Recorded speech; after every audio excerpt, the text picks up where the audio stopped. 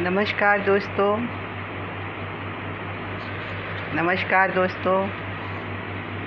आज मैं आपके सामने फिर से रूबरू हूँ।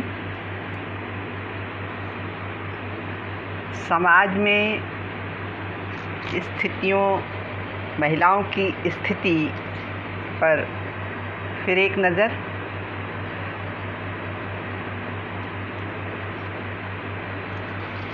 दोस्तों, ज़िंदगी देती नहीं है, लौटाती है। आप सबको मेरा नमस्कार। अमूल्य समय देने के कारण ही मैं इसे रेगुलर कर पा रही हूँ, इसलिए मैं आप सबका की आभारी हूँ और आपको सत सत नमन करती हूँ। छोटों को स्नेह, बड़ों को सम्माननीय सादर नमन, क्योंकि अगर आप ना हो तो हमारा भी कोई अस्तित्व ना रहे। आप सुनते हैं तो हम भी अपनी बातों को, अपने अनुभवों को शेयर कर पाते हैं। तो दोस्तों, मैं बता रही थी कि ज़िंदगी कभी भी देती नहीं है, लौटाती है वो चीज़ें जो हमने कभी उसे दी है, चाहे समय, चाहे शिक्षा या आर्थिक, दान पुण्य, धर्म। जिस भी क्षेत्र में हम देते हैं, ज़िंदगी हमें वैसे ही लौटा देती है। समाज में महिलाओं की स्थिति पर अगर हम चर्चा करें तो हम आपको एक परिवार की दास्तान सुनाते हैं कि किस तरह सामाजिक संपन्नता होते हुए भी परिवार में स्ट्रगल करना पड़ता है, भावनाओं को कुचलना पड़ता है और तब जाकर के एक शख्सियत बनती है। लेकिन अगर दृढ़ संकल्प हो, आत्मविश्वास हो और निरंतरता की हमने घुटी पी रखी हो, तो इसमें दो राय नहीं है कि उभर कर सूरज चमकता है। दोस्तों, एक किसान था, उसके 4 बेटे थे और चारों बेटे मेहनती थे। चूँकि किसान ने अपना समय देश के लिए दिया और समय से पहले ही वो चल बसे, तो अब सारा दायित्व माँ के ऊपर आ गया। माँ ने अपना दायित्व बाखूबी निभाया, लेकिन जो व्यवहार बहुओं के साथ उनका सौतेला रहा, शायद उसके पीछे उनकी मनसा अनुशासन की रही होगी। परिवार को सुरक्षित रखने के पीछे उनकी जो भावना होगी, लेकिन बहुओं को परेशान करने के कोई भी कारण वो खोज ही लेती थी। और हर बहू जब भी आती थी, पूरे विधि विधान से सारा कार्य होता था, लेकिन आगे चल कर के जल्दी ही परिवार में उसकी बेइज्जती अनिवार्य हो जाती थी। उनके परिवार की ये परंपरा थी कि उनके पति को जिसकी वाइफ होती थी उसको अलग कर दिया जाता था और शेष परिवार मिल करके उस पत्नी के खिलाफ षड्यंत्र रचता था और किसी न किसी चीज़ में उसे दोषी बना करके उसके साथ अभद्र व्यवहार किया जाता था। दोस्तों, यहाँ तक कि उसके साथ मारा पीटी लाजमी थी। उसके बालों को पकड़कर खींचना, उसको मारना, ये उनकी परिवार की परंपरा थी और वो हर बहू के साथ ही करती थी। समय के साथ भारतीय जो अपने यहाँ कल्चर है, जो अपने यहाँ संस्कार दिए जाते हैं, उन नियमों के तहत बेटियों ने निवाह किया, क्योंकि उनके जो पति थे वो जाने अनजाने कि हम अपने घर वापस लौट कर जाएंगे तो हमारे माता पिता की बेइज्जती होगी, ऐसा सोच करके उन लोगों ने समर्पण दिया। परिवार की सेवा करती थी, परिवार के लोगों का ध्यान रखती थी। लेकिन समय धीरे धीरे बीतता गया और उनके बच्चे बड़े होने लगे और अब वो अपनी माँ का ध्यान रखने लगे। तो मैं आपको पिछले बार भी इसका जिक्र किया था कि जब किसी परिवार में माँ को पूजा जाने लगेगा तो उस परिवार में दूसरी औरतों के साथ अन्याय होगा ही, दूसरी औरतों के साथ गलत व्यवहार होगा, इसमें दो राय नहीं है। और इस परिवार में भी कुछ वैसा ही होता था। माँ को भगवान की तरह पूजा जाता था जिसका वो पूरा फ़ायदा उठाती थी, और बहुओं के साथ बहुत गलत व्यवहार होता था। जो दूसरे रिश्ते होते थे वो बोल नहीं पाते थे, क्योंकि ऐसा लगता था कि अगर हम बोलेंगे तो हमारे साथ भी गलत व्यवहार होगा। तो दूसरे रिश्ते बोल नहीं पाते थे, वही बोलते थे जो माँ बोलती थी।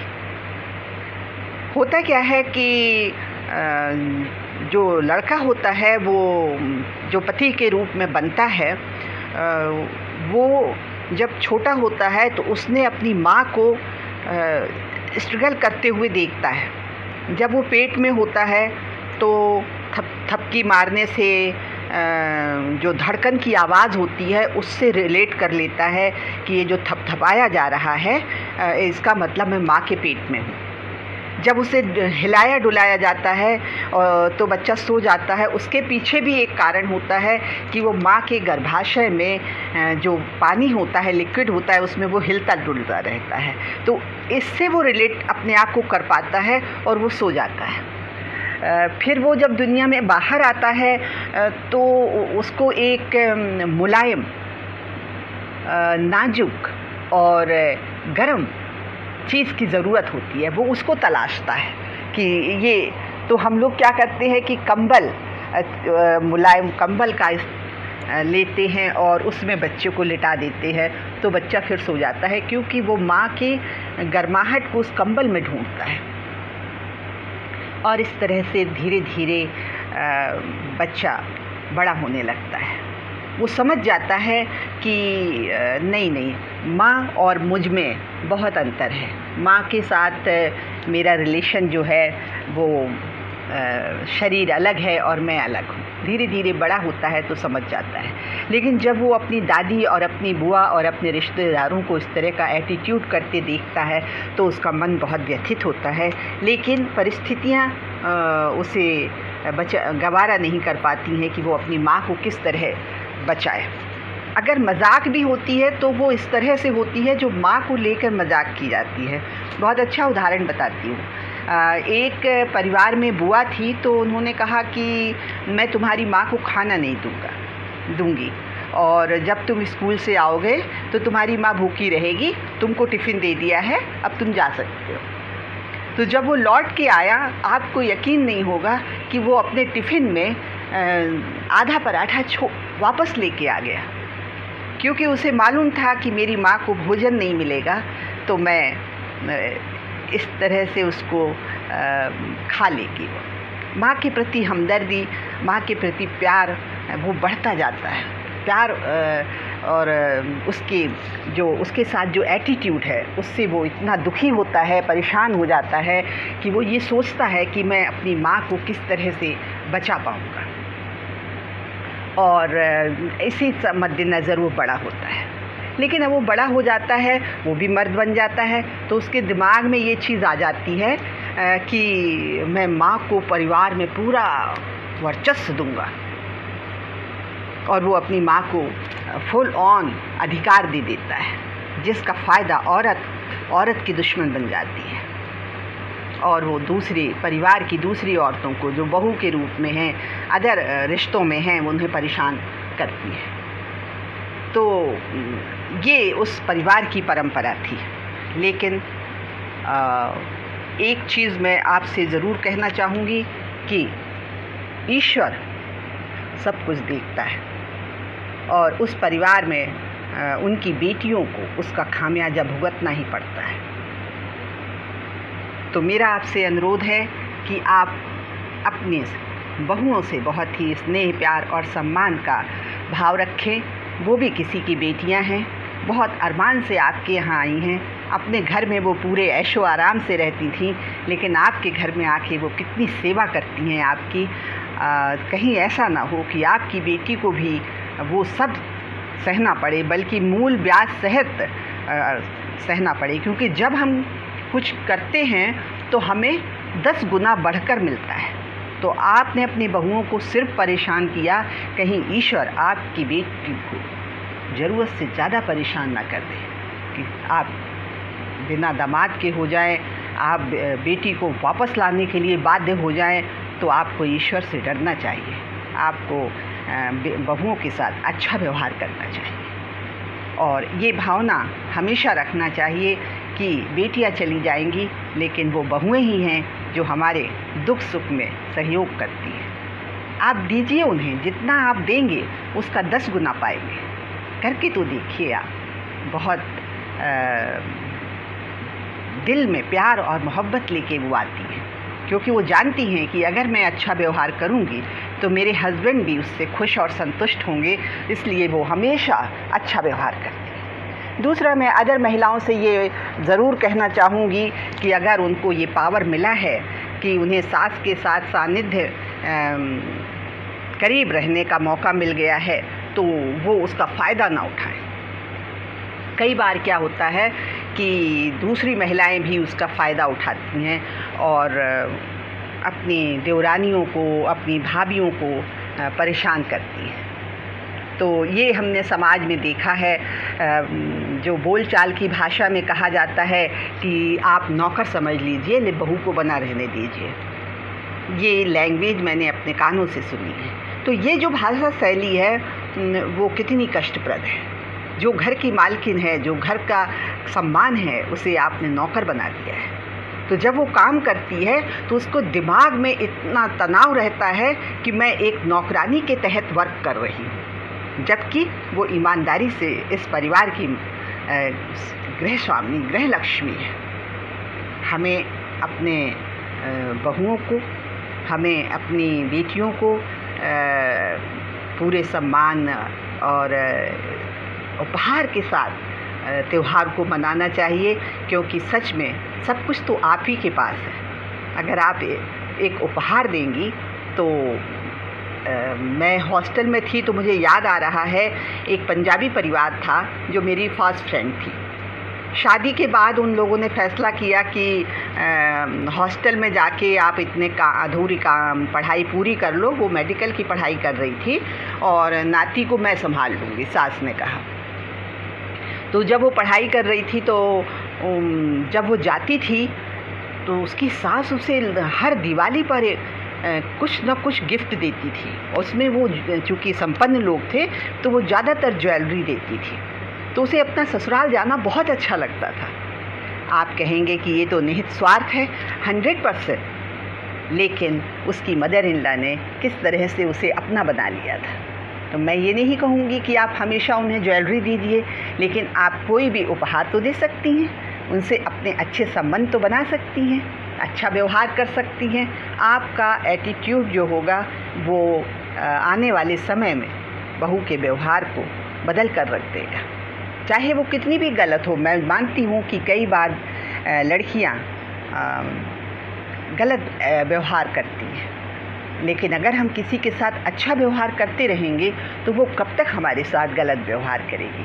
तो समाज में आप आसपास देखिए, बहुएं ही परेशान हैं, बहुएं ही आत्महत्या करती हैं, सास क्यों नहीं करती है? अगर सास बहुओं ने परेशान कर रखा है तो इसका मतलब है कि बेटियों को ही, सास बहुओं को ही परेशान किया जाता है। तो इमोशनली कभी कभी और कभी फिजिकली। तो हमें बेटियों को सशक्त बनाना इसलिए चाहिए कि जिस घर में वो जा रही हैं उस घर में अपनी बुलंद आवाज़ के साथ रह सकें, अपना सम्मान बचा सकें। आत्मसम्मान बचाने के लिए उन्हें जो भी कदम उठाना पड़े वो कर सकें, नौकरी कर सकें, और जब आर्थिक स्थिति में सहयोग करेंगी तो उस परिवार में उनकी इज्जत होगी ही। इसलिए अपनी बेटियों को चाँद की तरह नहीं, सूरज की तरह बनाइए, ताकि उनका कोई सामना ना कर सके, उनके ऊपर आँख उठाकर ना देख सके। रिश्तों में ही मैंने देखा है कि गलत व्यवहार किया जाने लगता है, गलत अपेक्षाएं रखने लगते हैं दूसरे अदर रिश्ते जो होते हैं। अगर हस्बैंड सेना में है, अगर हस्बैंड बाहर है, तो वो अपनी बुलंद आवाज़ रख सकें। ईश्वर को मानिए, ईश्वर पर विश्वास करिए और अपने परिवार में सुख और शांति के लिए बहुओं को प्यार और सम्मान देते रहिए। क्योंकि आर्थिक रूप से अगर आपने उन्हें कमज़ोर बनाया, पहले तो आप उन्हें नौकरी नहीं करने देते हैं और बाद में आप उन्हें सहयोग भी नहीं करते हैं, तो ऐसी स्थिति में उनकी भी अपनी कुछ आवश्यकताएं होती हैं। कई लोगों के साथ मैं रूबरू हुई हूँ जिन्होंने मैंने उन्हें सपोर्ट किया कि आप ऐसा करो, थोड़े बाहर निकलने के लिए आप हमसे पैसे ले कर के किटी ज्वाइन करो और बाद में आप मुझे वापस कर देना।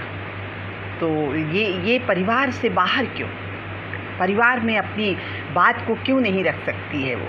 क्योंकि उसकी बात सुनी ही नहीं जाती है, उसकी चीज़ों को नज़रअंदाज कर दिया जाता है। तो इस बात का बहुत ध्यान रखना चाहिए। ये मैं अपने समाज में के ठेकेदारों से अनुरोध करती हूँ कि वो ऐसा कोई एटमॉस्फेयर ना बनाएं जिससे आत्महत्या और डिप्रेशन जैसी चीज़ों का सहारा लेना पड़े। तो ये मैं ज़रूर चाहूँगी। दूसरी बात, मैं महिलाओं से ये अपेक्षा करूँगी कि धैर्य रखना चाहिए उन्हें। अपने समय पर वक्त गुजर जाता है, रात के बाद सुबह ज़रूर होती है, तो जल्दबाजी ना करें, जल्दबाजी में कोई कदम ना उठाएं। रिश्तों को तोड़ करके और तलाक ले करके और थोड़ा सा धैर्य रखें। हालांकि मैं उन सभी माता पिता को बहुत ही सम्मान देती हूँ जो बेटियां वापस आ जाती हैं उन्हें वही सम्मान दिया जाता है। तो ये एक बहुत बड़ी बात होती है, क्योंकि हमारे समाज में तो जब बेटी वापस आती है तो समाज उसको सम्मान नहीं देता है। लेकिन मैं उन माता पिता को नमन करती हूँ जिन्होंने फिर से वापस आई बेटी को वही सम्मान दे रखा है जो किसी कारण से एडजस्टमेंट नहीं हो पाया है परिवारों में। तो ये बहुत बड़ी बात है ये